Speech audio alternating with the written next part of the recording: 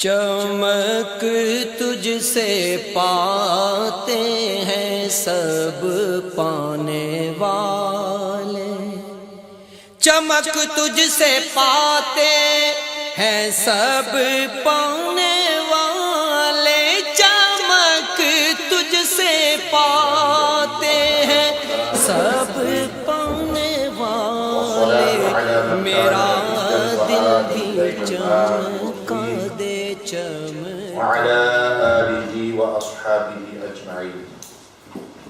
أما بعد فأعوذ بالله من الشيطان الرجيم. بسم الله الرحمن الرحيم.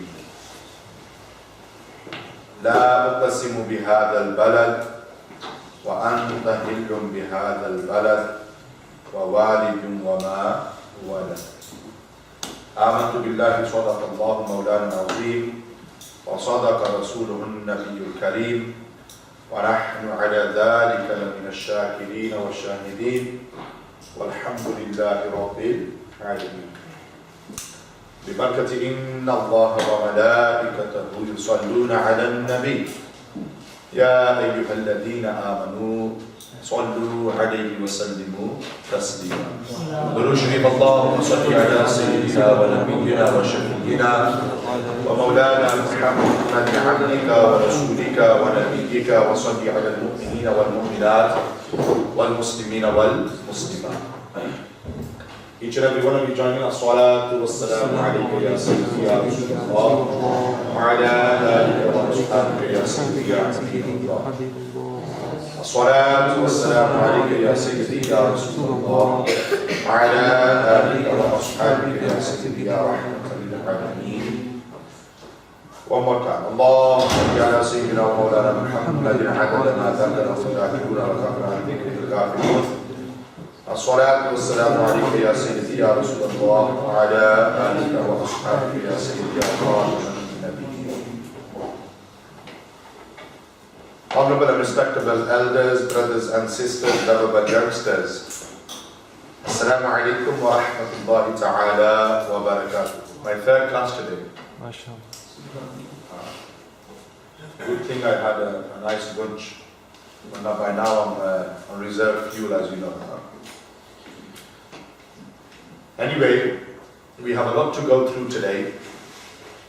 Today is the second module out of 8 regarding the prophetic seerah, the life of the best of creation, the light of humanity, the purpose of our existence. Huzu Jana Jana, Tajdar Medina, Rasul Akram, Sallallahu Alaihi Wasallam.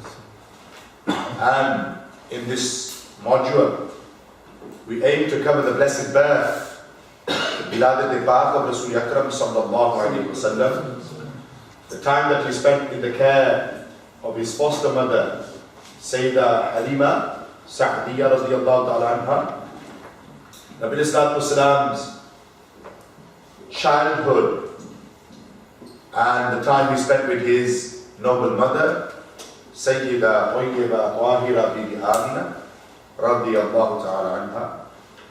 Also the 2 years he spent in the company and time and care and protection of his grandfather, his Dada Jan Sayyidina Abdul Muttalib.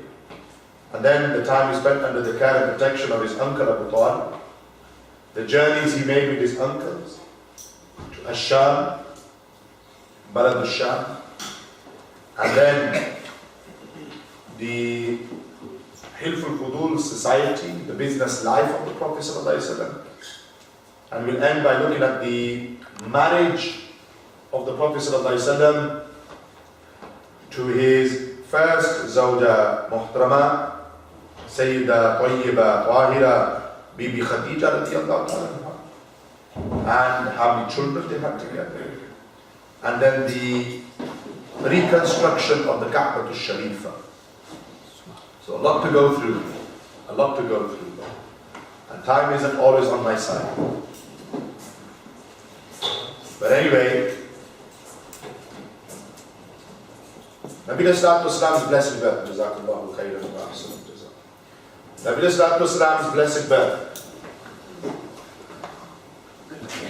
Wiladat, Sa'adat of Rasul Akram sallallahu alayhi wa sallam. The Arabic word for birth is the word we hear regularly, Mawlidun.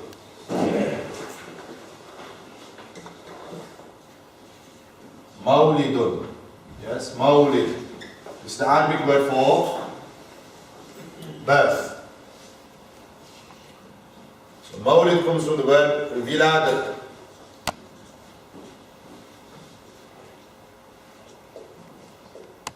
Meaning birth. It's always a hot topic of discussion this time of the year. Right? Yeah. This word Mawlidun is also Ismu Zarf. Ismu Zarf, the noun of time and place. The noun of time and place. Very important keywords. Make a note of them. Because when they ask you questions, when they raise their objections, the adversaries and the opponents, then you should have the answers to give jawab to them. So it refers to time and place of what? Of birth. So we're looking at Mawlidun Nabi sallallahu alaihi wasallam.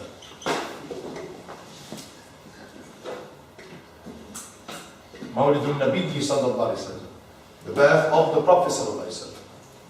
So this word Mawlidun comes from the word Wilada, and it refers to either the time of birth or the place of birth. Yes. So somebody might ask the question like they do every year. Where in the Quran is it mentioned, or where in the Quran does Allah mention? Where in the Quran does Allah mention the Mawlid of the Prophet sallallahu alaihi wasallam? Mashallah, 2 days ago, I don't know if you've seen it on YouTube, my younger brother Imam Muhammad very beautifully and eloquently, in around 45 minutes, dealt with these objections in light of Quran and Sunnah. One thing he didn't mention was what I'm going to mention to you. Not saying that he didn't know the Medna Vadama name.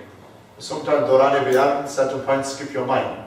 So this is important to know. So where in the Quran does Allah mention the time of his birth? And where in the Quran does Allah mention the place of his birth? Because that's what the word is. Makan or Zaman. Zaman or Makan. Zaman or Makan. Time and place. Zaman or Makan. Yes? In terms of Makan, in the place of birth, the Prophet ﷺ was born in which city? Good. Makkah. Makkah Sharif. Yes. I don't know if whilst I'm talking the sisters can hear me or not.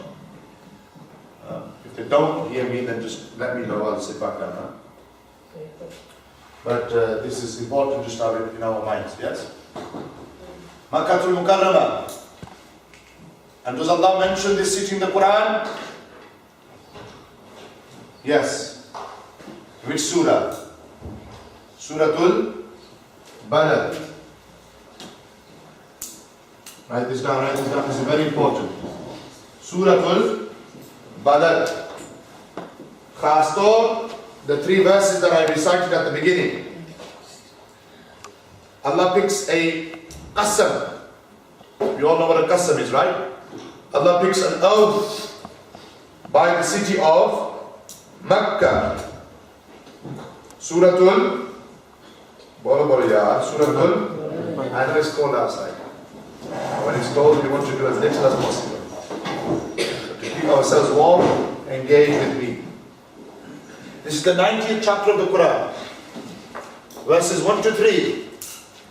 Allah Almighty says, La uqsimu bihadal balad. I swear by this city. Allah said what? I swear by hadal balad, this city. And pretty much all of the Mufassirun. In agreement, though some say Al-Madinatul Munawwara. But pretty much all of them are in agreement that this city that Allah is taking an oath by is Shahre Makkah. the city of Makkatul Mukarramah. Yes. وَأَنْتَ هِلٌّ بِهَذَا الْبَلَدِ. And you shall be made free from the obligation in this city. Tarjama. وَوَالِدٍ وَمَا وَلَدٍ. And why does Allah take an oath by the city of Makkah? Not because of Al-Hajr al-Aswad, the black stone. Not because of Al-Ka'bah al-Sharifa, the house of Allah. Not because of the two mountains mentioned by name in the Quran, Safa and Marwa. Not by Mina or Arafat. But Allah picks an oath by the city of Makkah because it is the city of the birth of his beloved Habib sallallahu alaihi wasallam. So they say, where is Mawlidun Nabi sallallahu alaihi wasallam mentioned in the Quran? So first you ask them, what does Mawlidun mean? Mawlidun comes from the word Wiladat, referring to the birth of an individual. And it's an ismu zarf, meaning it's a noun of time and place. Does Allah talk about the place of his birth in the Quran? Yes. In which surah? Surah Al-Balad. Surah number 90, verses 1 to 3. Yes.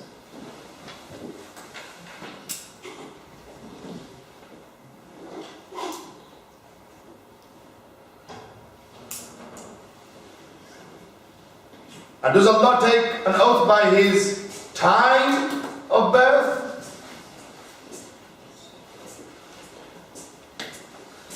Again, in the Quran, Allah Almighty does.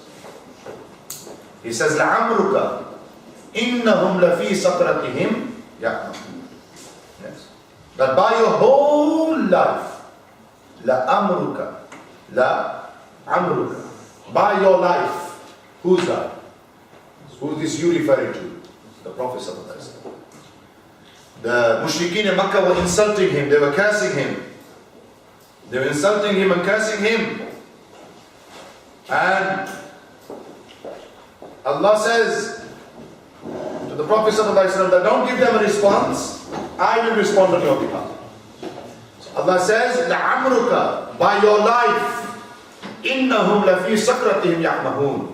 That it is indeed they who are misguided, blind.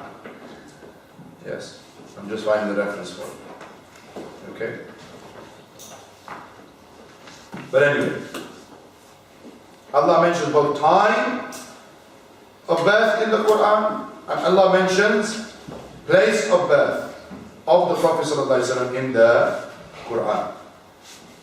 Okay? This word Mawlidun or Khas or Mawlidun Nabi sallallahu alaihi wasallam refers to the birth of the Prophet sallallahu alaihi wasallam. Nabi sallallahu alaihi wasallam was born 55 days after the incident of the elephant. On Monday, the 12th of Rabi'ul Awwal. Can we see that in the opening paragraph?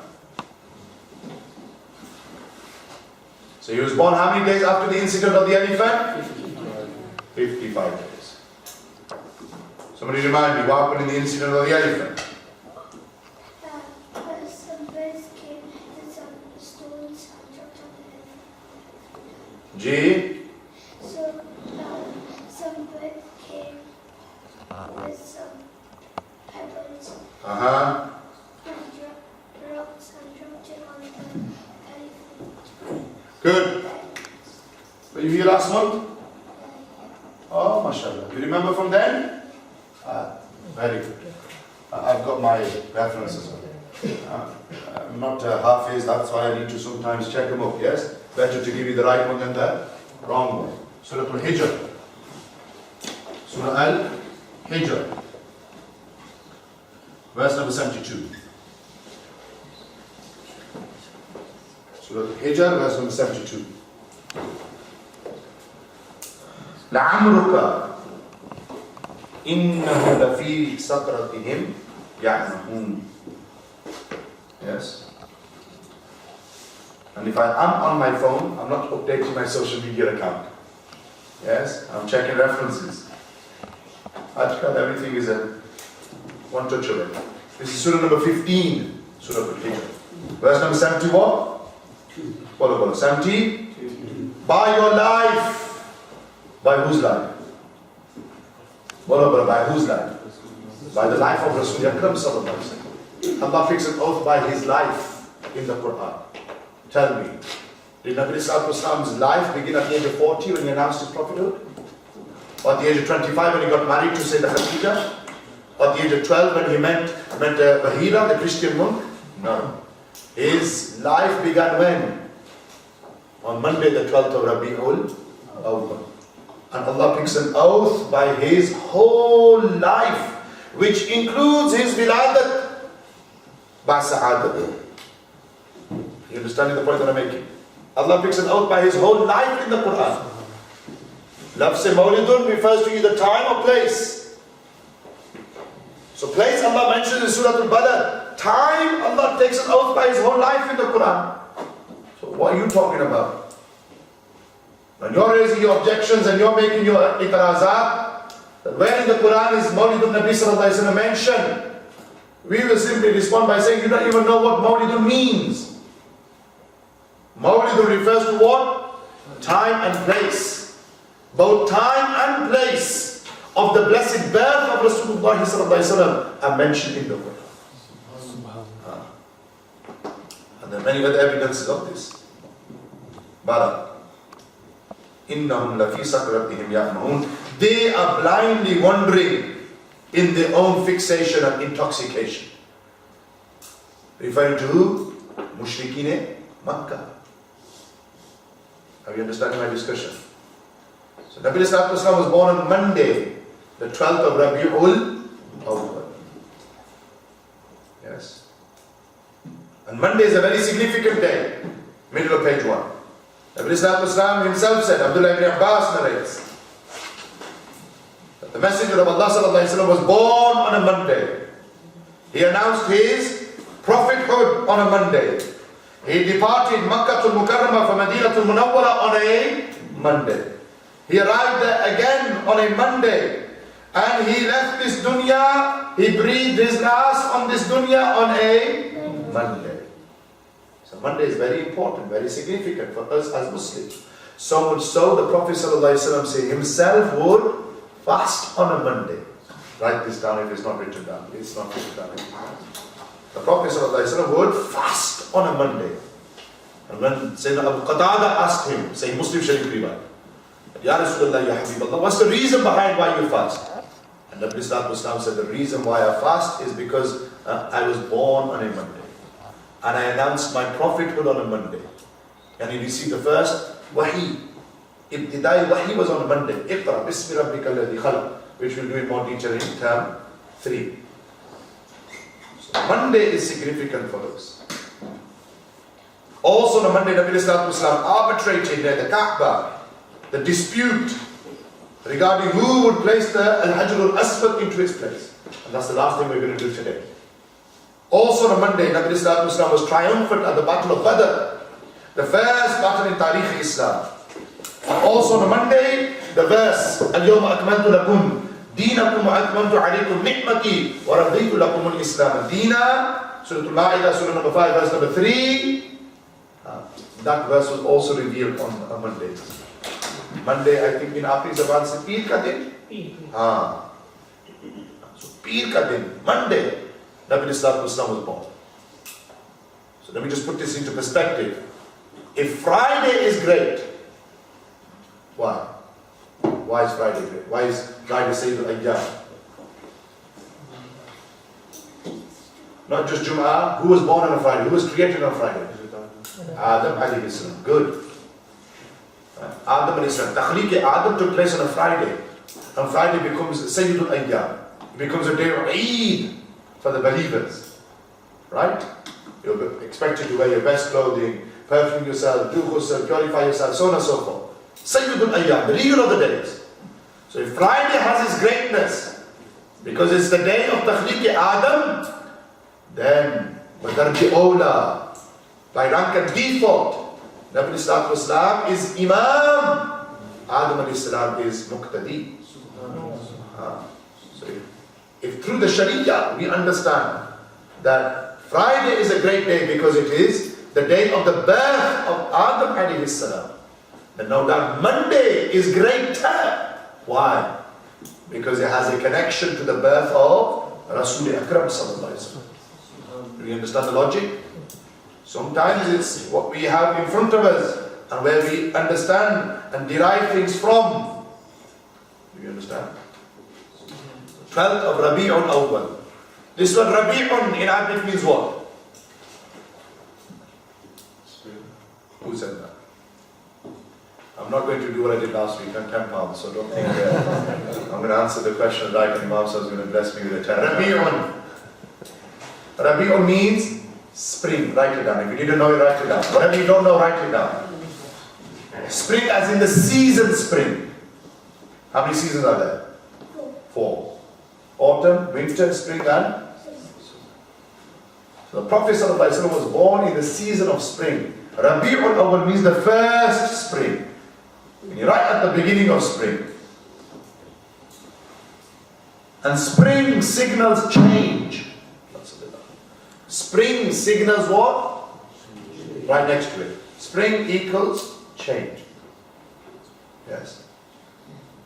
This is quite significant.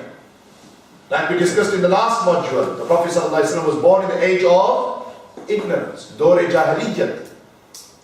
People were worshipping idols, people were burying their daughters alive, people were freely swapping their wives amongst one another, so on and so forth. Yes? Drinking alcohol, fornicating, we went through all of this last module, last month.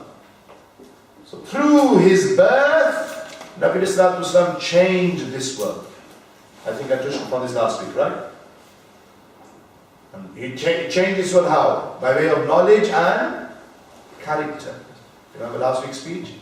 يَتْلُو عَلَيْهِمْ آيَاتِهِ وَيُزَكِّيهِمْ وَيُعَلِّمُهُمُ الْكِتَابَ وَالْحِكْمَةِ. Surah number 3, verse 164, Surah Jumu'ah, verse number 2.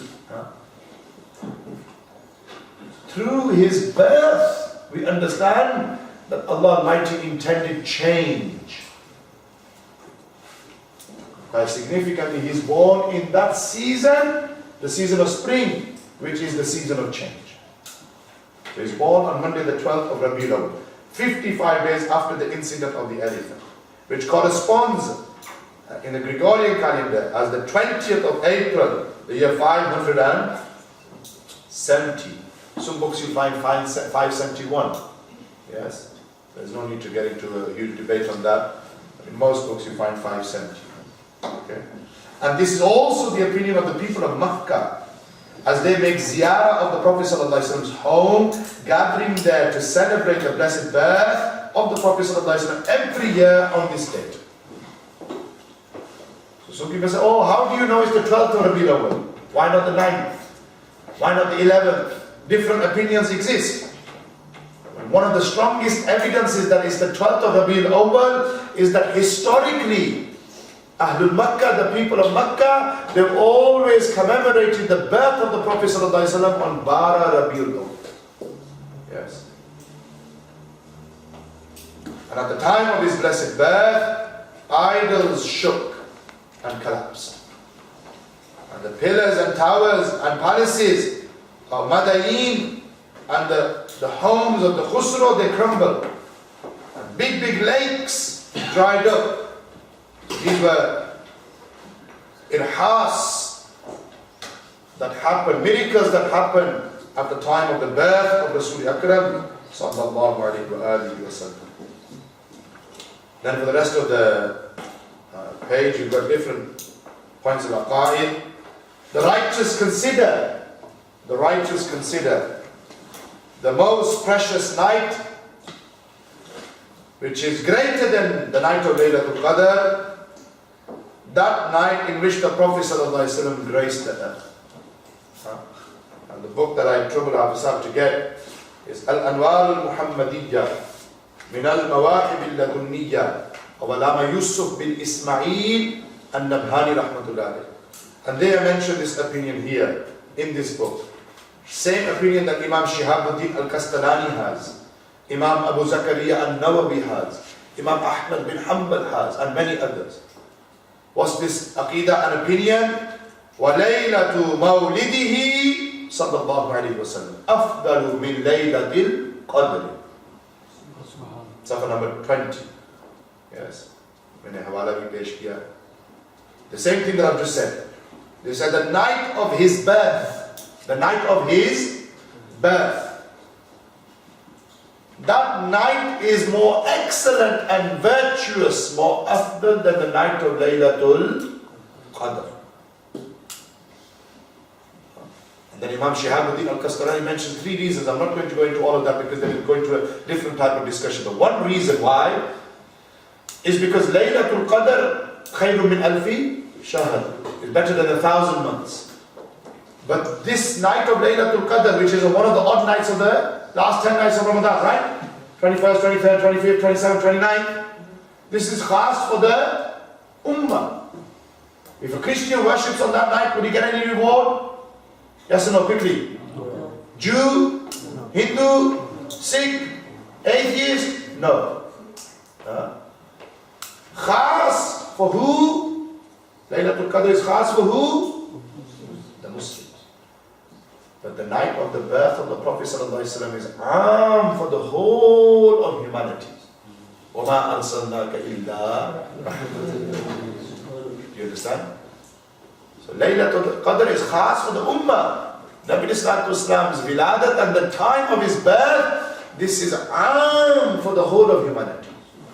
قُلْ يَا أَيُّهَا النَّاسِ إِنِّي رَسُولُ اللَّهِ إِلَيْكُمْ جَمِيعًا. Surah Al-An'am, verse number 158. Oh beloved, tell them, tell the whole of Kainat, the whole of humanity, that I have been sent as a messenger for all of you. وَأُرْسِلْتُ إِلَى الْخَلْقِ كَافَّةً. Do we understand? And Nabi Islam was born in the year of the elephant, which we mentioned. And he was born at the time, just before the beginning time of Fajr. Write this down as well, it's not in your notes. So what was the time? Just before the time of, which we refer to as the time of Tahajjud. Tahajjud ka waqt, huh? So around 30 minutes before the beginning time of Fajr. That's when the Prophet ﷺ graced this world. On the 12th of Rabi'ul Awwal. Are you following my lead? So Monday is great because it's the day of the birth of the Prophet ﷺ. Rabi'ul Awwal is great. Greater than all of the other months. Because it's the month of the birth of Rasul Akram ﷺ.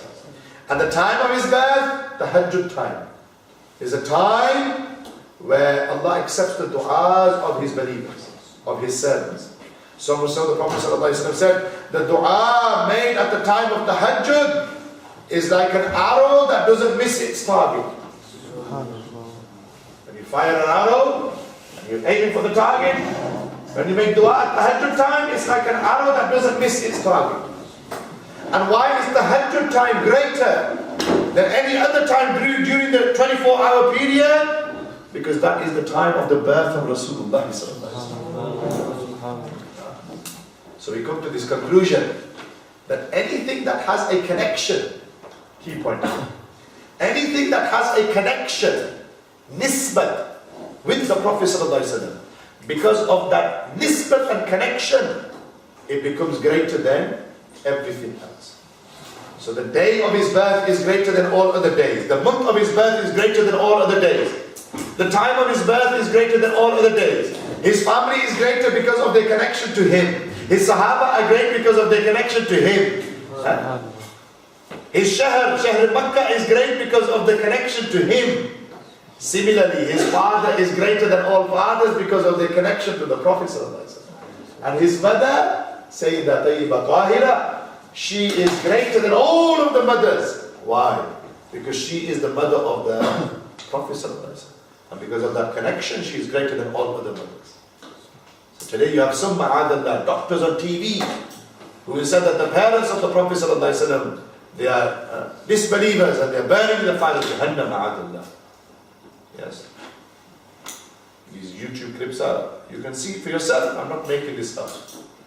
How can it be that the woman who was honored to carry the Prophet ﷺ, she is greater than all other women? But you're saying, no, she's going to be in the fire of Jahannam, ma'adallah? Not possible. Are you understanding? And upon his blessed birth, all were happy and joyous. Angels decorated the heavens. Fish in the sea were joyous and happy. Animals from east to west were joyous and happy. All were in a state of happiness except for Shaitan. Shaitan wasn't happy. Reference is there. Al-Bidayah wa Nihayah, volume number 2, page number 271. At this point, when the Prophet ﷺ was born, Shaitan shrieked and he cried louder than he had ever done before. Shaitan cried on 4 occasions. How many occasions? Does anyone know which 4? Oh, I thought I was going to give you a 20 there. Huh? So maybe we only bunch of 30. Not necessarily, but it's linked to that. No. Quickly, touch and go. Shaitan cried on 4 occasions. Usi riwayat mein hai. Same reference. Yes? Number 1. Shaitan cried when Allah threw him out of paradise. Shaitan cried when? When Allah threw him out of? Allah threw him out of? Paradise. You understand? Shaitan cried. He was the teacher of the angels. But because he did not prostrate to Adam al-Islam, أَنَا خَيْرٌ مِنْهُ, I am better than him, then Allah said, فَخْرُجْ, go, leave my abode of paradise. Number 2, he cried when he became ar-Rajim. أَعُوذُ بِاللَّهِ مِنَ الشَّيْطَانِ الرَّجِيمِ, the cursed one. When Allah cursed him for eternity, he cried. Number 3 was on the occasion of the birth of the Prophet ﷺ, which we just mentioned. And number 4, when Suratul Fatiha was revealed. Remember, Suratul Fatiha, the whole Quran is in that surah, and the message of the Quran. And there is no surah like Suratul Fatiha in any of the other scriptures that Allah said. Aside from the Quran, Allah Almighty said 103 scriptures. Torah, Zabur, Injil, other Sahifas, Suhuf were given to other prophets. So in all 103 scriptures, you do not find anything in those scriptures like Surah Al-Fatiha. And let me tell you this as well, touch and go. That the Prophet ﷺ said, the one who has a physical ailment or illness, what should he do? Rather than going to a chudlu mullu peer, who is going to ask you for a first installment, you write a check for 200, 300, 400, I don't know what the going rate is nowadays on the market. The Prophet ﷺ said, rather than going to these fraudsters and charlatans, what should you do? I've added that bit by the way, yes? And now we go looking for those words in the Hadith Sharif. Nabi Sallallahu said, if you have an ailment, a physical illness, then you should recite Surah Al-Fatiha once. Blow on your hands and wipe over that area where you have that illness or ailment. And through the blessings of the tilawat of Surah Al-Fatiha, Allah will remove that ailment, that illness. Like, what's the condition? You have to have yaqeen, trust.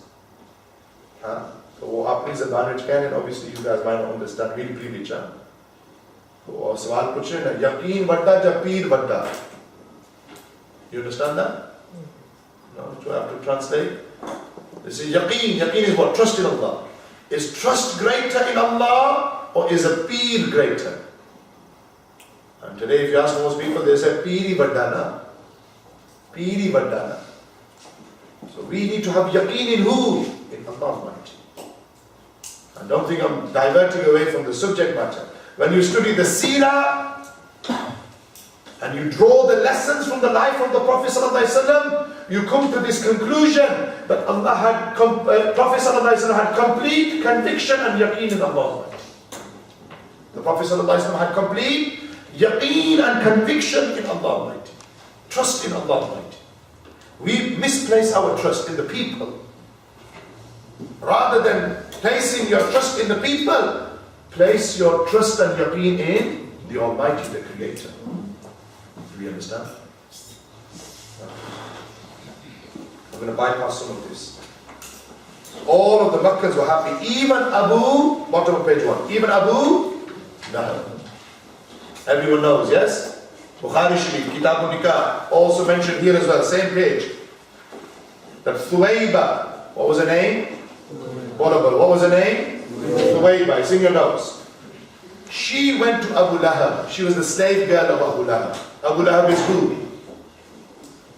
What about Abu Lahab is? The Prophet ﷺ's uncle. And he's the very same Abu Lahab who Allah curses in the Quran. Tabbat yada Abi Lahab wa tab. But when the Prophet ﷺ was born, Thuwayba went to Abu Lahab and gave her the news that Allah has blessed his brother's household, yani the household of Sayyidina Abdullah, with his son. And when he heard the news of the birth of his nephew, not the Prophet of Allah.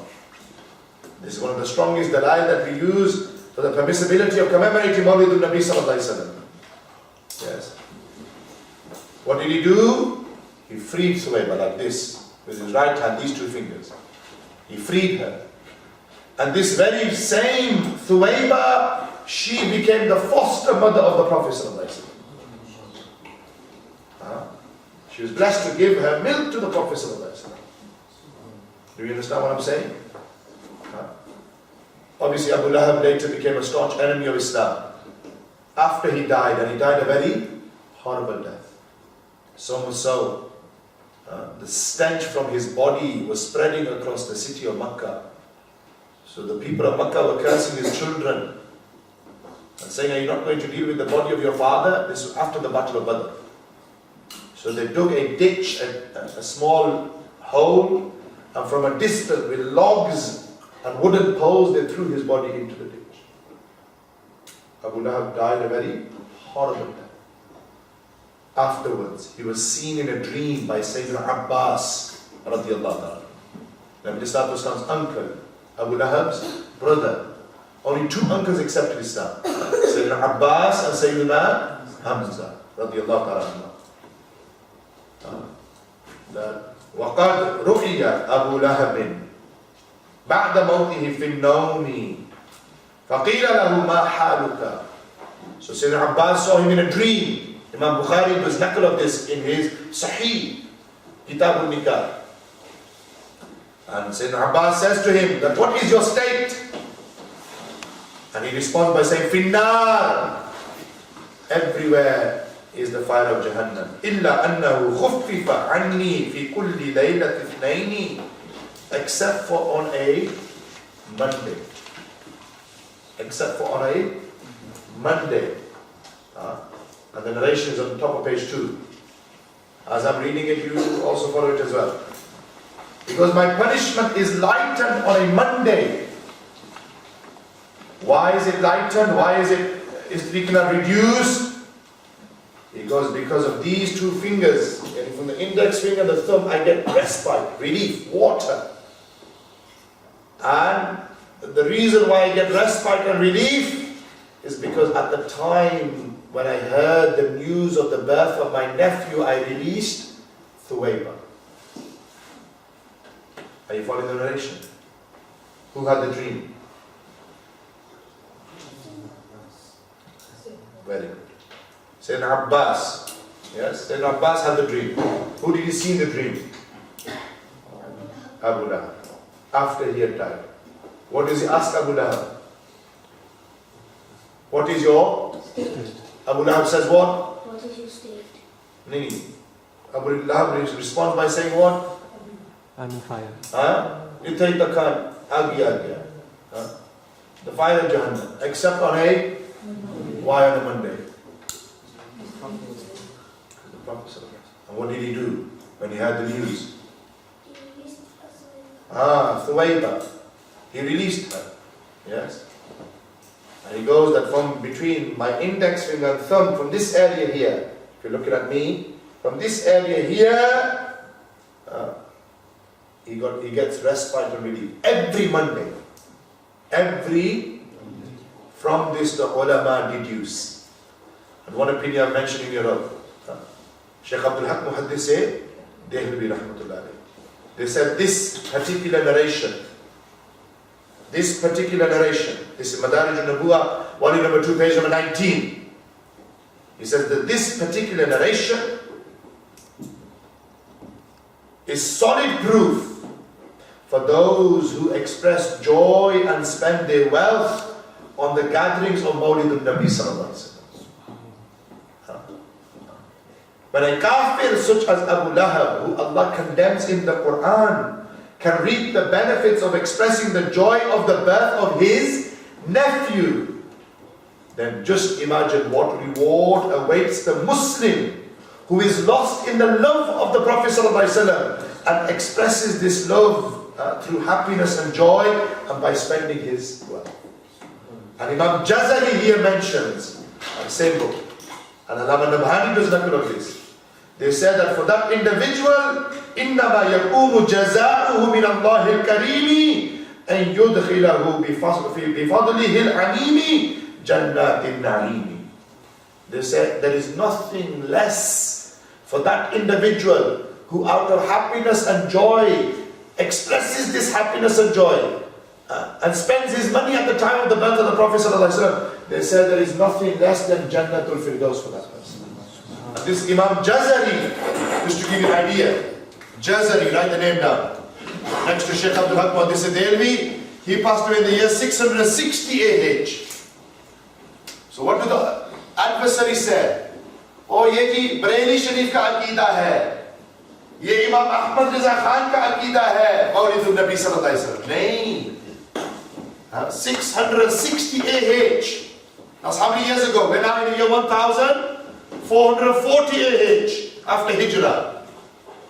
So nearly what? My maths isn't that good. What? Just, yeah, there you go. You can figure it out. About 700 years, just under 800 years, right? Just under 800 years ago, Imam Al-Jazari is saying that the one who spends upon the gatherings of Mawlid al-Nabi and expresses happiness and joy, for him is nothing less than Jannatul. Ye aqeeda dekho. Ye Bareilly Sharif ka aqeeda nahi, sirf. Ye Ummat Mustafa ka aqeeda hai. Ahlul Sunnatul wal Jamaat ka aqeeda. Ahlul Sunnati wal Jamaat ka aqeeda. Anyway, I think I've spent more than enough time on this particular opening. But I thought it was quite necessary because we are in the month of Rabi'ul Awwal Sharif. Okay? Moving on. So the Prophet ﷺ, just to recap, born in the city of Makkah al-Mukarramah, in the Hijaz. 7 months before the Prophet ﷺ was born, I think we did this last module, his honorable father, Sayyiduna Abdullah, passed away. And his mother, Sayyidah Amina, had many dreams about her son. And she was told by angels that her son is the last and final prophet of Allah. And upon his birth, many miracles happened. For example, the Prophet ﷺ was born without an umbilical cord. He was born without an umbilical cord. He was born clean and pure, not like our children.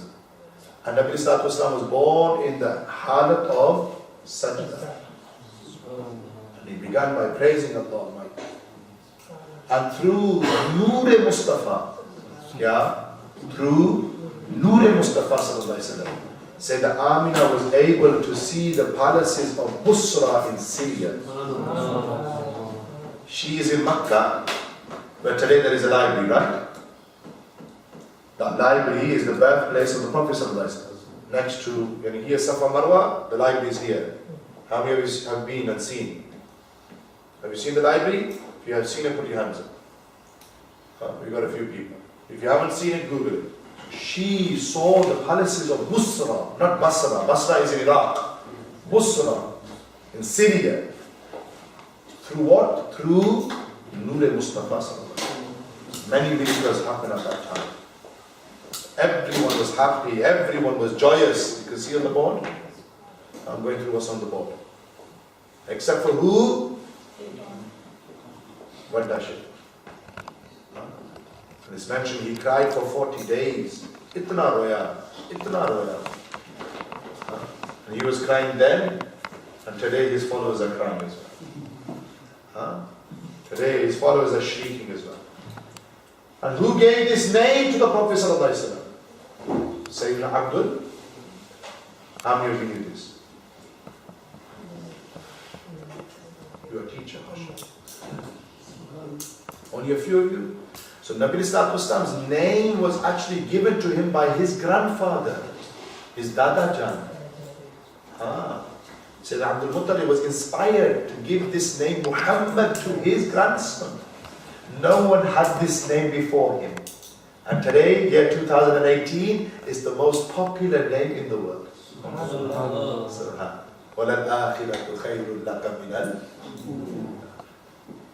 Anyway, moving on. Nabi Islam was nurtured and looked after by Sayyidah Halima Sa'diyah for around 2 years. It was the custom of the Arabs that they would send their newborns over to the care of the desert tribes so that they could become healthy and sturdy and pick up the language and the dialect. And they could become more eloquent and articulate. And this honor was reserved for a woman by the name of Halima. And she was from the tribe of Banu Sa'ad. I'm reading from page 2. She became the blessed nursing mother of the Prophet ﷺ. Halima bint Haritha. And we find her account here written. She goes, it was a year devastated by famine. And she says, I accompanied the women from the Banu Sa'ad to the city of Makkah. And my donkey was very weak. And the camel that we had was giving very little milk. And she said, I had a small child with me. Neither I nor the camel could provide milk for the child. And she says that we could not sleep due to the sound of her constant crying. Eventually they arrived in Makkah Mukarramah. She goes, there was not a woman left who was not offered the little Muhammad. But they all refused to take him. But Qismati. But this was in the Qismat of Sayyidah Halima Sa'diyah. And the reason why they wouldn't take him because he was without a father. Alam yajidaka yatiman. So she goes, I didn't want to return empty-handed, top of page 3. I did not want to return empty-handed. So she consulted her husband and they agreed to take the Prophet. When the husband of Sayyidah Halima Sa'diyah saw the young Prophet child, he says, you have made a good call. You made a good call. Who knows? The Almighty might provide us with blessings through him. And that is exactly what happened. That as soon as Sayyidah Halima Sa'diyah held the Prophet ﷺ, everything changed. That camel that wasn't giving milk began to give milk. That donkey which was tired and old, that donkey began to move faster than all of the other animals. Anything that has a connection with the Prophet ﷺ becomes bara'ul bara. Becomes great, becomes excellent, becomes virtuous than all other things. The qismat of Sayyidah Halima Sa'diyah changed. When they arrived back at their home, the area that they lived in before the Prophet ﷺ blessed their home, it was unfertile.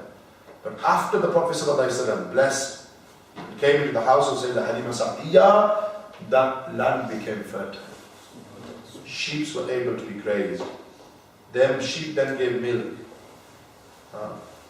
And the qismat of Sayyidah Halima Sa'diyah changed. And there was very little light in the house of Sayyidah Halima Sa'diyah. They didn't have much oil to burn. But as soon as the Prophet ﷺ entered the home, that home became illuminated. That home became illuminated. Bottom of page 3. Sayyidah Halima Sa'diyah says the development of the Prophet ﷺ was such that what would normally take other children a month, the Prophet ﷺ would develop in a day. And what normal children would develop in a month, the Prophet ﷺ blossomed.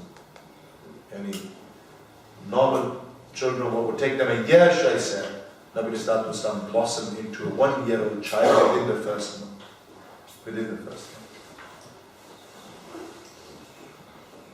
And Sayyidah Halima says that when he reached a year of age, Yani Nabi Islam was 1 year old, he had grown to be a striking young toddler. Not like any other child. Yes. Right at the bottom of page 3.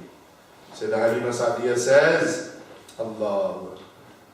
He says the Prophet ﷺ's cradle used to be rocked by the angels. Pangura, huh? The cradle of the Prophet. Who used to rock the cradle? Angels. And she says that the moon would move with the gesture of the Prophet ﷺ. Wherever the Prophet ﷺ would point and do ishara, that's where the moon and the stars would go. The whole solar system was in his control. He never urinated or excreted his clothes like other children, but would do so at an appointed time. During his infancy, his private area were never exposed or became uncovered. After learning to walk, the Prophet ﷺ would go out and watch the other children play, but he would never join in. When he was asked, the Prophet ﷺ replied by saying, I am not being created to play. I am not being created to play. Page 4.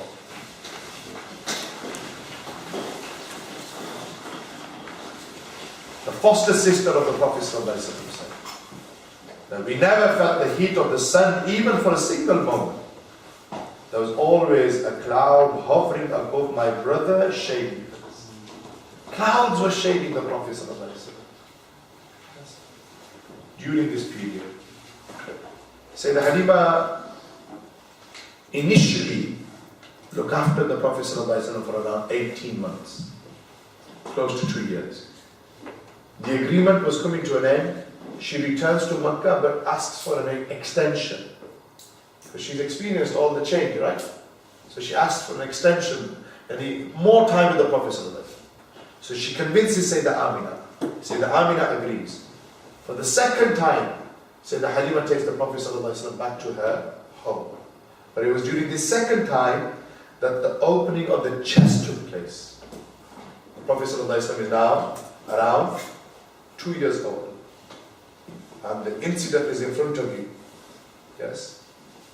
That one day the Prophet ﷺ was out on the field with the other children. And the other children saw that 2 men dressed in white came to the Prophet ﷺ, laid him down on his back, opened his chest, took his heart out, washed it with Zamzam, filled it with the Nur of Allah, filled it with Hikmah, and then put the heart back into the chest, and put the chest together again. And the Prophet ﷺ helped him. The foster siblings of the Prophet ﷺ, they ran towards Sayyidah Halima. Amijan, something bad has happened. It says obviously 3 men, Mukhtalif riwayat, some said 2 men. That 3 men wearing white clothes made Muhammad lie down flat on his back and open his chest. I was afraid of them and ran back to tell you. Sayyidah Halima and her husband quickly went and they saw the Prophet ﷺ in some sort of state of bewilderment. Obviously you can imagine. You can relate to this today, open heart surgery. Yes? So then Sayyidah Halima Sa'diyah asked the Prophet ﷺ what happened. Nabi Islam explains. Sayyidah Halima Sa'diyah and her husband, they feared that this was black magic. So they returned to Makkah al-Mukarramah. And when they arrived in Makkah al-Mukarramah, Sayyidah Halima was asked by Sayyidah Amina, "Oh Halima, before you were very eager to take my son for the second time. Why are you returning him so soon?" Then she mentions what happened. Sayyidah Amina said that this cannot be the work of a jinn or a shaitan. Rather, my son is not a victim of such things. he has unimaginable glory. Who is saying this? Sayyidah Amina. That my son has unimaginable glory. And if the mother is recognizing the maqam of her son, then don't you think Allah will give that mother the highest maqam in Jannah? So Jannah. Aqal dictates. And then Sayyidah Halima bids farewell to the Prophet ﷺ. Okay? So this is what happens at that point. Now the Prophet ﷺ stays with his mother Sayyidah Amina till the age of 6. At the age of 6 they go to Medina to Munawwara. Remember, Sayyidah Amina is initially from the land of Al-Madinah to Munawwara, which hasn't become Al-Madinah to Munawwara yet. Remember, at this point it's known as Yathrib. Yathrib, yes. The city of disease. So they go and they say, I'm sorry. I think water would be better. Sorry. Water would be better. Just water, please. Just water. My heart's a bit dry. The Rushri for Allahumma salli ala sayyidina. They went to Al-Madinah al-Munawwara. They stayed there for a few weeks. It was during this point the Prophet ﷺ learned how to swim with his cousins in Al-Madinah al-Munawwara. So from this we understand what? That swimming is a sunnah sport. Not just good for your muscles, right? It's a sunnah sport. Yes? Like this. Archery is a sunnah sport. Horse riding is a sunnah sport. Grappling is a sunnah sport. These are sunnah sports, which we, as those who run the masjids and masajid, we should look to revive these sunnah sports where we can. I'm not saying have 3-4 horses in your car park, right? And every time they come from madrasa, best behaved kid does horse riding. No. You should take them swimming once a month. You should take them swimming, your students, once a month. Where you can, you should take them, is tariqe se horse riding, grappling, wrestling, not WWE style, right? I'm talking traditional grappling. Traditional grappling, wrestling. We should again arrange these things within the masjid. There are professionals out there, and through them we can arrange these things. Inshallah Azza wa Jalla.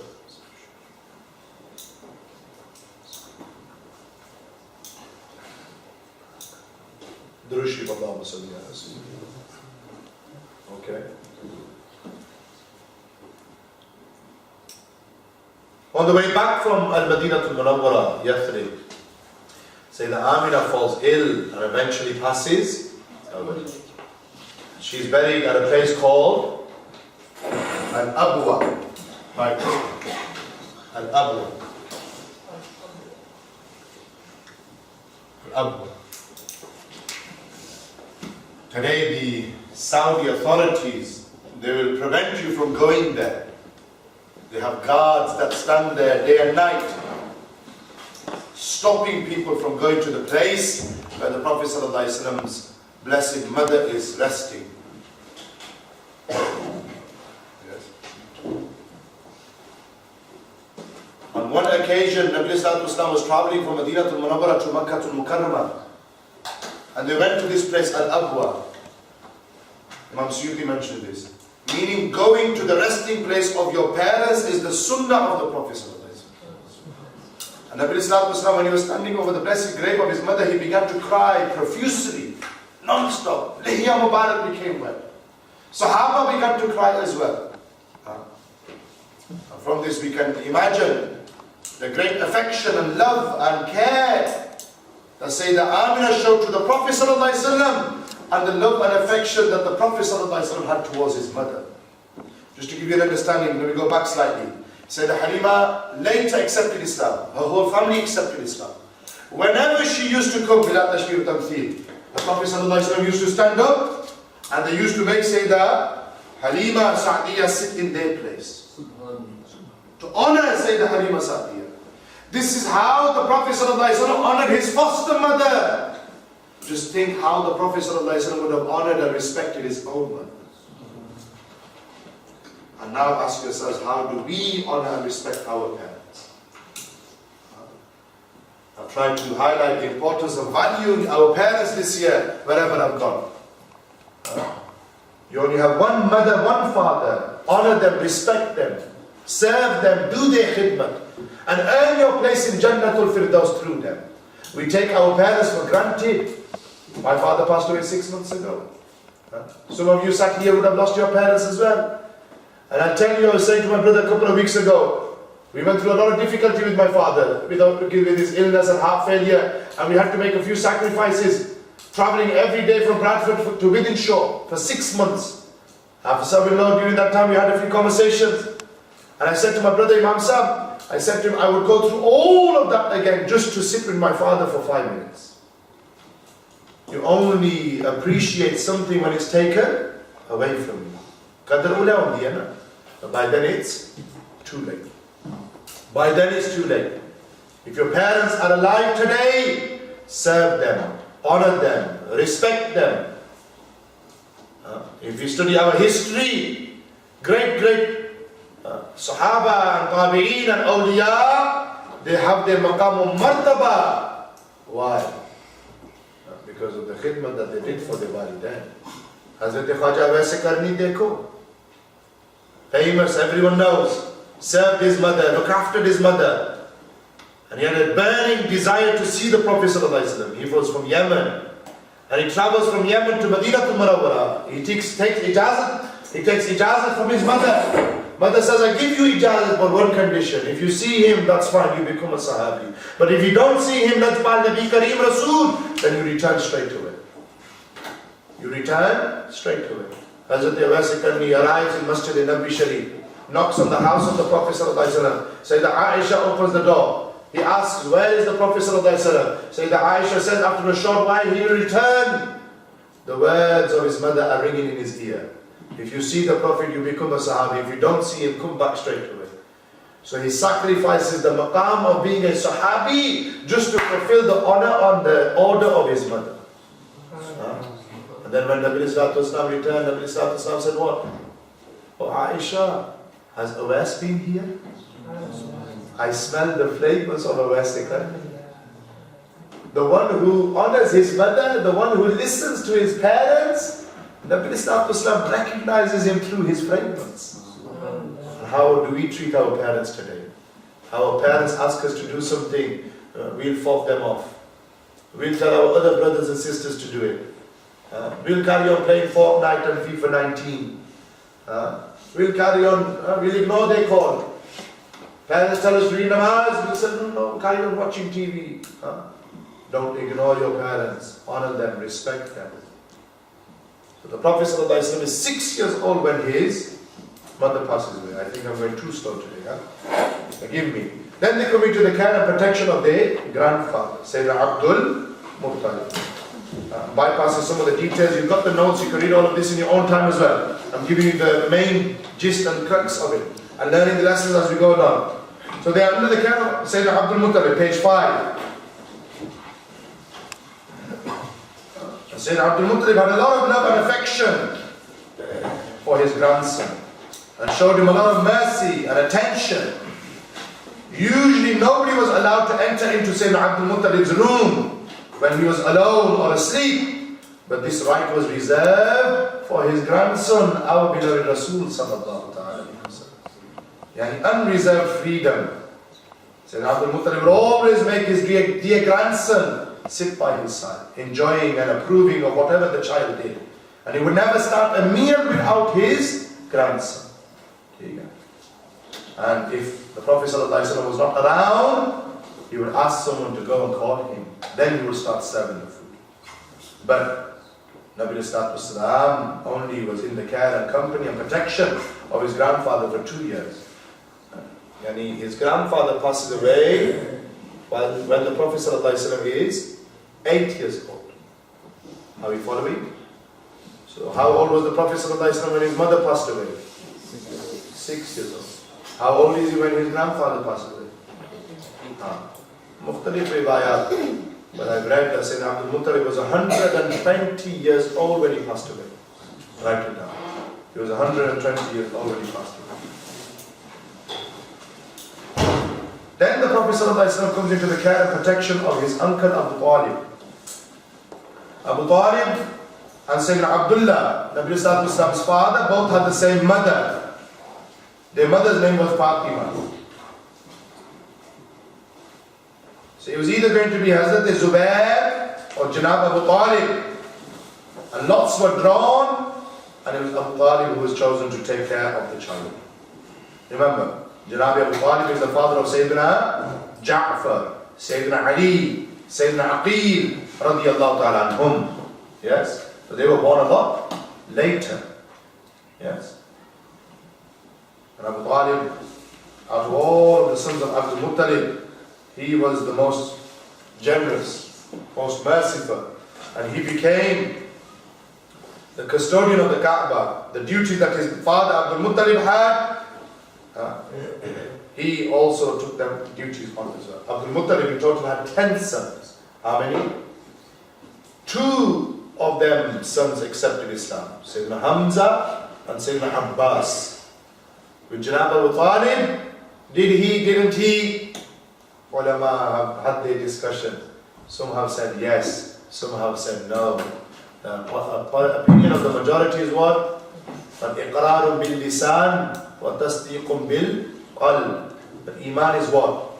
To testify with the tongue and affirm with the heart. But we find in narrations nowhere did Abu Talib actually read the kalima. Yes? But we won't be questioning these things. Some people have made it into a big issue. What's the Iman of Sayyidina Abu Talib? Janabi Abu Talib. Nabi Sallallahu Alaihi Wasallam. No doubt. He took care of the Prophet Sallallahu Alaihi Wasallam for 42 years. For 42 years, he took care of the Prophet Sallallahu Alaihi Wasallam. And the Prophet Sallallahu Alaihi Wasallam was under his care and protection. Great maqam.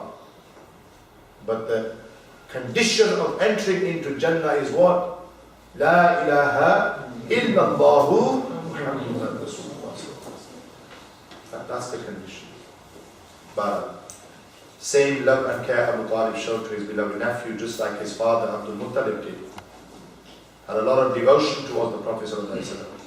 And again, details of this are found in your notes. Bottom of page 5. Abu Talib says, and I never saw the Prophet Muhammad ﷺ taking part in any unbeneficial amusement, nor did he ever complain of being deceived. Nor did anyone complain. Nor did anyone complain of being deceived by him.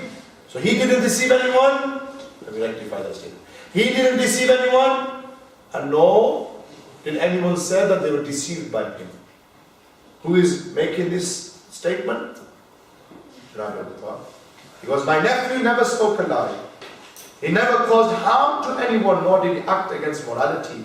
He was of high moral conduct. وَإِنَّكَ لَعَلَىٰ خُلُقٍ عَظِيمٍ. This was coupled with piety. Then, bottom of page 5. Can you see that last line? Young man, what does that last line say? Bottom of page 5. The second opening of the chest took place when the whole was tennis. So these openings of the chest, Shaq al-Sadr they are referred to. If you didn't, I didn't explain at the time, they happen 4 times. How many times? 4 times. Once in the care of Halima Sa'diyah, we've just done that. At the age of around 2. Then at the age of 10 in the care of Abu Talib. 10. Sometimes it was the opening of the chest. Sometimes it was the expansion of the chest. Alam nashrah laka sadrak. Allah mentioned all of this in the Quran. The third time, which we're going to do in the next module, is at the age of 40 in the cave of Hira. Iqra ma ana biqari'in.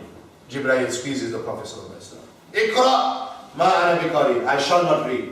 Jibreel squeezes the Prophet sallallahu alaihi wasallam, expanding his chest. Third time, Iqra bismi rabbika alladhi khalaq.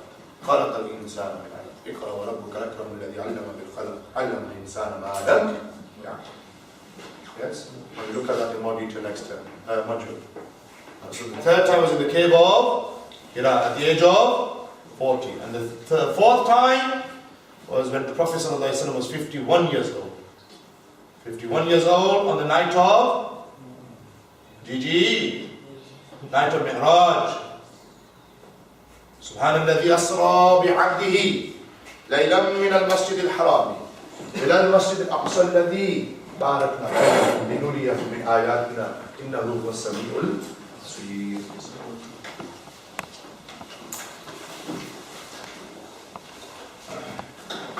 Okay, are we following so far? Any questions at this point? Don't be shy, feel free to ask. At the age of 12, the Prophet ﷺ was taken to Ash-Sham, Balad al-Sham. With his uncle he went. And it was here that he met the Christian monk, Bahira. Some said Buhaira, some said Bahira. And we know that Bahira normally wouldn't take much interest in these caravans that were going and doing business. Every time they would go past his monastery, he was a Christian monk. Bahira was a Christian monk. But on this occasion he became interested. Because who was part of it? Who was part of the caravan? Rasulullah. Gansari Sarkar here. So he sees from a distance, clouds are shading the caravan. So he goes, something special, somebody special must be amongst them. Something is different this time. So he invites all of them for a feast. But what do the people of the Ahl Makkah do? They leave the Prophet ﷺ with the animals. Because he was the youngest. How old was he? Just me and the camera, mashallah, my brother. Poor guy, wherever I'm moving, he just has to move it around. How old was the Prophet ﷺ? How old? 12. Good. So at the age of 12, yes, this is happening. So Prophet ﷺ is left with animals. Bahira holds a feast, Dawat, looks for the Prophet ﷺ, a young child, but he doesn't see Nabi status. Then he asks, where is that child? All of you don't seem to be here. Where is that child? And they said, we've left him with the animals. He goes, you must call him as well. I said, invite everyone, everyone's invited. So then they called the Prophet ﷺ. And you can see the writing in black, in bold, page 6. He goes, Hada Sayyidul Kawnayn. What does Bahira say? This is the master of the both worlds. Of both worlds. He's Allah's Almighty, He's the Almighty's messenger. And He's Rahmatan lil Alamin. Who is saying this? Christian monk understands Maqam Mustafa.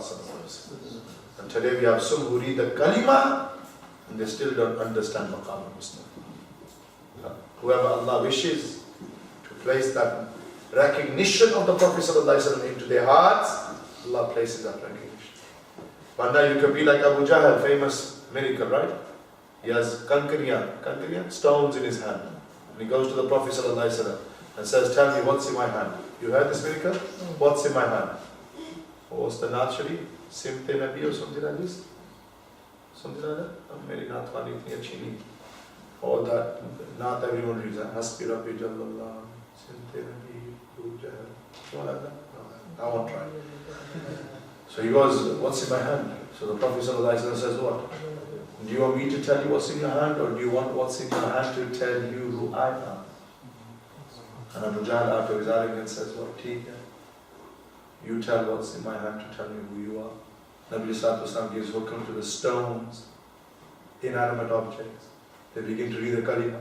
La ilaha illallah, anta Rasulullah sallallahu alaihi wasallam. Despite the stone speaking in the hand of Abu Jahl, he doesn't accept. And Nabi Sallallahu said, Abu Jahl is the Pharaoh of my ummah. He is the Pharaoh of my ummah. Today we say, oh, Flana is saying this, Flana is saying that.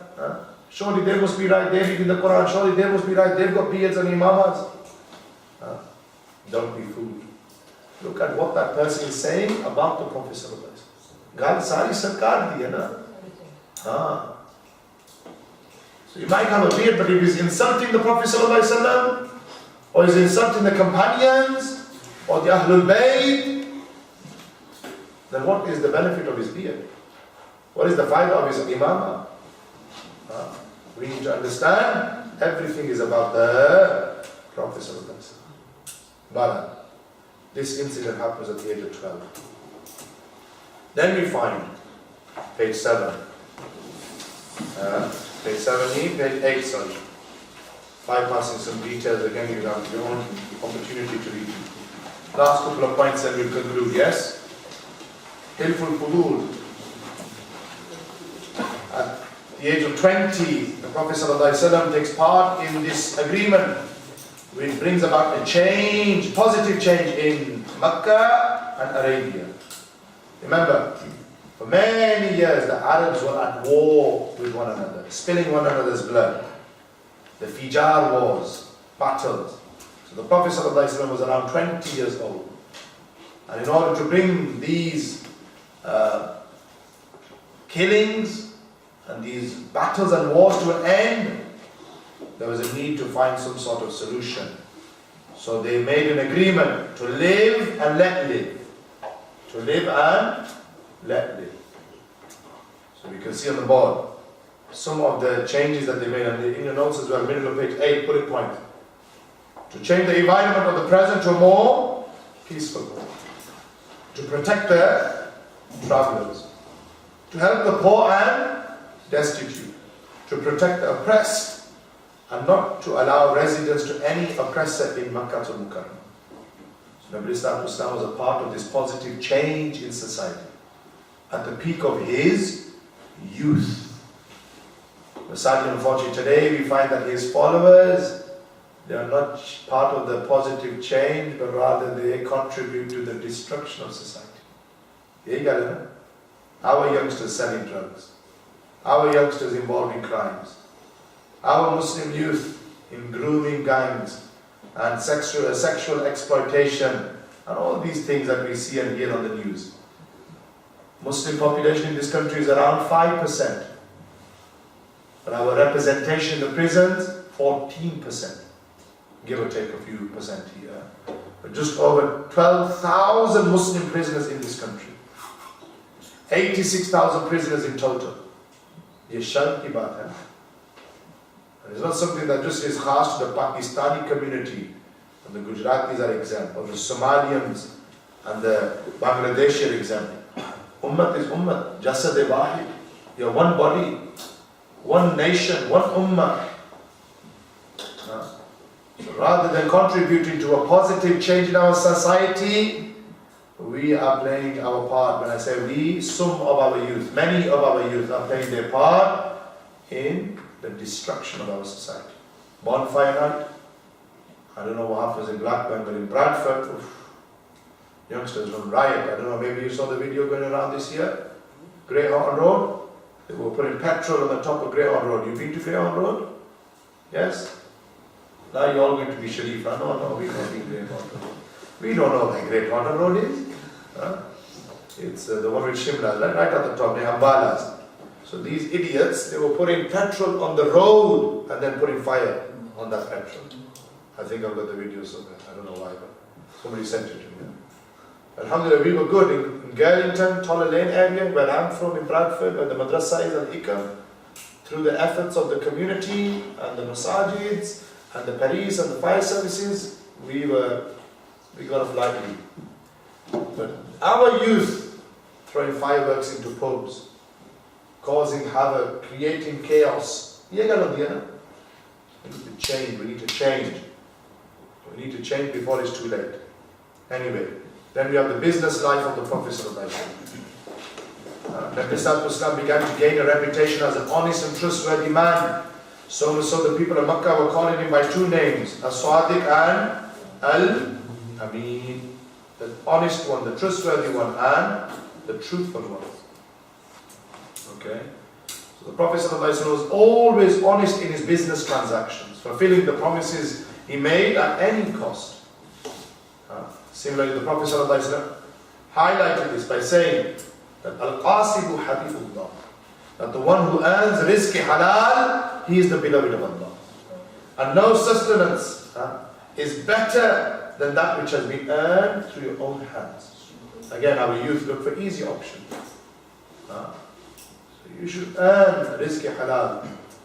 And the Prophet ﷺ, one particular example there on page 9, there was one person who owed the Prophet ﷺ some money. So he told the Prophet ﷺ to wait for him. He said, I will repay you after a short while. But he forgot. He returned 3 days later and he found the Prophet ﷺ exactly there. 25 years old. Nabi Islam at the peak of his youth, his Javani. But when somebody asked him to do something, he didn't break that promise. What did the man say? I'll be back shortly. He came back after how many days? And he saw the Prophet ﷺ standing exactly there. And the Prophet ﷺ simply just said to him that you have placed me in a very difficult situation. Young man, keeping me waiting here for the past 3 days. They didn't get angry. They didn't do what we would have done. This is the difference. He is Rahmatan lil Alameen. And then at the age of 25, he began to do business transactions for Sayyidah Khadija. And again, they went to Balad al-Sham, Busra. And this time they met the Christian monk whose name was Nastura. What was his name? What was his name? Nastura. So the first one was called what? Bahira. And the second monk that they met 13 years later was called? Nabi Islam sat under a tree. Nabi Islam sat under a tree. And Nastura said to Maysara, who accompanied the Prophet ﷺ, who is that man resting under the tree? And Maysara said that he is the pride of the Banu Hashim, who lives in Makkah al-Mukarramah. His name is Muhammad. His title is Al-Amin. Al-Amin. Rasulullah said, only a Nabi has sat under that tree. I firmly believe that he is the last messenger of Allah. I can find the signs of the final prophet within him, which I have read in the Torah and Injil. And he said, Maysara, I advise you, serve him, never leave his company. And remember that Allah has made him Khatamun Nabiyyin. Who is saying this? Christian monk. Khatamun Nabiyyin. So, Aqidah Khatm al-Nabuwat, the finality of the prophethood of Rasul Akram sallallahu alayhi wa sallam. This was affirmed well before Ilan al-Nabuwat or Risal. Nastura affirmed this. Yes, references are there. Ibn Sa'd, Ibn Kathir, they mentioned this in their respective books. Anyway, the Prophet ﷺ comes back. Sayyidah Khadija was sat on the veranda, the roof of her house, and she saw from a distance that clouds were shading the Prophet ﷺ. So this scene that she saw stole her heart. And then, yes, there we go. Sorry. Yes. All of that which I just said. I'm just saying that. Yes. Angels were shading the Prophet ﷺ. Sayyidah Khadija wanted to marry. Sayyidah Khadija wanted to marry the Prophet ﷺ and sent a proposal to her, to him, forgive me, to him. And then they essentially got married. Bottom of page 9, the Prophet ﷺ was 25 years old. Yes, 25 years old. And Sayyidah Khadija was 40 years old. 40 years old. Okay. She had already been twice widowed. Today we don't want to marry divorcees. We don't want to marry widows. We don't want to marry those women who have been touched because we think for some reason they are stained. Cultural mindsets. But the only woman the Prophet ﷺ, out of the 11 pure wives that he married, Ummahatul Mu'mineen, the only woman who was untouched in that sense was Sayyidah Aisha. The rest of them are either divorcees or widows. And today we disregard them. In our society, rather than marrying widows and divorcees and bringing them into our homes, our cultural practices have taken precedence. And it's a shame that today we give more tarjeeh to culture than we do to religion. This is something we need to change. The Prophet ﷺ married Sayyidah Khadija. The Prophet ﷺ was 25 years old. Sayyidah Khadija was 40 years old. She had 4 children from the previous 2 husbands. Yes. Together.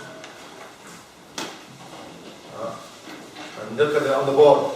Sayyidah Khadija goes, the reason why I married him is because I became fascinated in you because of your excellent manners and honesty which you display. Yes. Manners and honesty. These are qualities we should look for in a spouse. Yes. إِنِّي قَدْ رَغِبْتُ فِيكَ لِحُسْنِ خُلُقِكَ وَصِدْقِ حَدِيثِكَ. Sayyidina Abu Talib was at the center of this. Yes. Anyway, the Prophet ﷺ, the marriage ceremony happens, he gives 20 young camels as dowry to Sayyidah Khadija. And as I mentioned, the Prophet ﷺ was 25 years old, Sayyidah Khadija was 40 years old. Further details are in your notes. And Maqam Sayyidah Khadija to Kubra is such that the Prophet ﷺ said that I have repaid everyone in the dunya. Whatever they gave towards Islam, I have repaid them. Apart from 2 people. Number 1, Afdalul Bashar Ba'd al-Anbiya, Sayyidina Abu Bakr Siddiq. And number 2, Sayyidah Khadija al-Kubra. Nabi Sallallahu Alaihi Wasallam said, Allah will repay them on the day of judgment. Nobody's wealth benefited the Prophet Sallallahu Alaihi Wasallam more than the wealth of Siddiq Akbar and Khadija al-Kubra. Yes. Last 2 points. They had 6 children in total. How many? How many? They had 6 children in total. So in total, the Prophet ﷺ had how many? 7. Yeah, we did this last week. 7. Okay. So the children of the Prophet ﷺ. And 2 sons and 4 daughters they had together. Qasim and Abdullah, 2 sons. Zainab, Ruqayya, Kulthum and Fatima Zahra. Radiyallahu ta'ala anhunna. Yes. And Nabi Sallallahu Alaihi Wasallam carried the title Abul Qasim, father of Qasim, Kunya. Yes. The last child of the Prophet Sallallahu Alaihi Wasallam was Sayyidina Ibrahim, who was born in the 8th year after Hijrah. His mother was Mu'mineen, Sayyida Maria Qibtiyya. And out of all of the sons of the Prophet Sallallahu Alaihi Wasallam, and all 3 of them passed away in their infancy. And 6 of the 7 children Nabi Sallallahu Alaihi Wasallam buried himself. Yes, 6 of the 7. There is no greater pain for a parent to see and witness that his children leave before him. Again, Nabi Sallallahu Alaihi Wasallam came. لَقَدْ كَانَ لَكُمْ فِي رَسُولِ اللَّهِ أُسْوَةٌ حَسَنَةٌ. He came as an example for us. And out of these children, Sayyidah Fatima was the first to join the Prophet Sallallahu Alaihi Wasallam after he left this dunya, 6 months after. Okay? So the children of the Prophet Sallallahu Alaihi Wasallam. I was going to go through some virtues and excellences of the Ahlul Bayt, but I know you guys are tired now, yes? Last point of discussion. Reconstruction of the Kaaba. Reconstruction of the Kaaba to Sharifa. Last discussion. At the age of 35, at the age of, and Sayyidah Fatima was born when the Prophet ﷺ 35 to the 5 as well, make a note of that. The Kaaba was affected through the rains and floods. So the Makkans decided to repair it, raising the door and giving it a roof. And they was told not to mix their dirty money into the reconstruction of the sacred house. So money that was earned through interest and usurped from other means were not allowed to be used. Pure money used on the pure house of Allah. And the Prophet ﷺ was also part of the reconstruction with his uncle Sayyidina Abbas.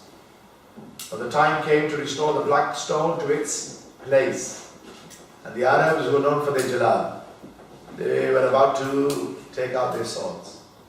Yes. 15 years earlier, the Prophet ﷺ was part of the movement to bring their fighting to an end. But they just needed any reason, right? So one man suggested, Shayba was his name. that the first man who walks through the gates of the Haram in the morning, he is the one who will settle the dispute. And lo and behold, through Allah's divine wisdom, who is the first man who walked in the next morning? The Prophet ﷺ. Banu Shayba. And they go, this is a trustworthy one. We are happy for him to settle our disputes. So how did the Prophet ﷺ settle the dispute? He told them to take the cloth, the chadar, place the Hajar Aswad in the middle.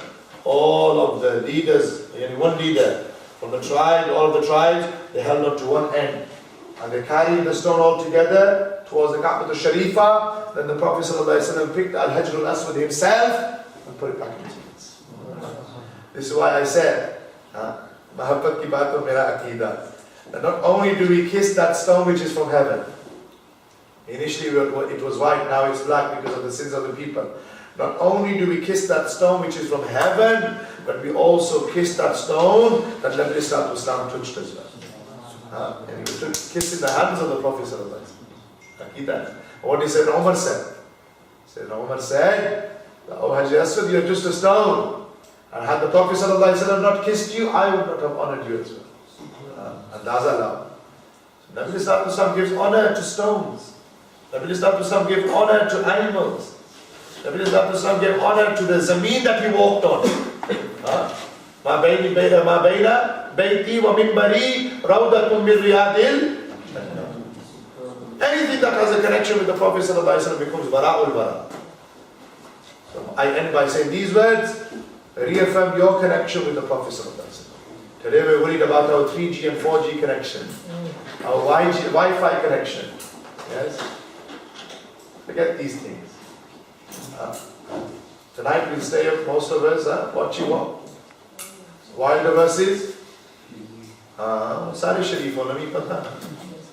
But if you're going to stay up, then make sure you make intention to read Fajr in the morning. Yes? So Islam doesn't stop you from having a good time. But as long as it's done within the hudud of the Sharia. Puri raat boxing dekho, the SEERAH Fajr na padne, but फिर Islam doesn't give ijazat for this. But boxing dekho, naal Fajr bhi paro, 2 rakat nafil tahajjud bhi paro, then you'll see that Allah will bless you in abundance. Okay? And just before we leave, I want you all to quietly just read the physical description of the Prophet ﷺ on page 12. Physical description. Then we'll make dua, and then we shall leave. So we've covered the full 40 years before Ilan al-Nubuwwat or Risalat in 1 hour and 30 minutes. Allah accept our effort.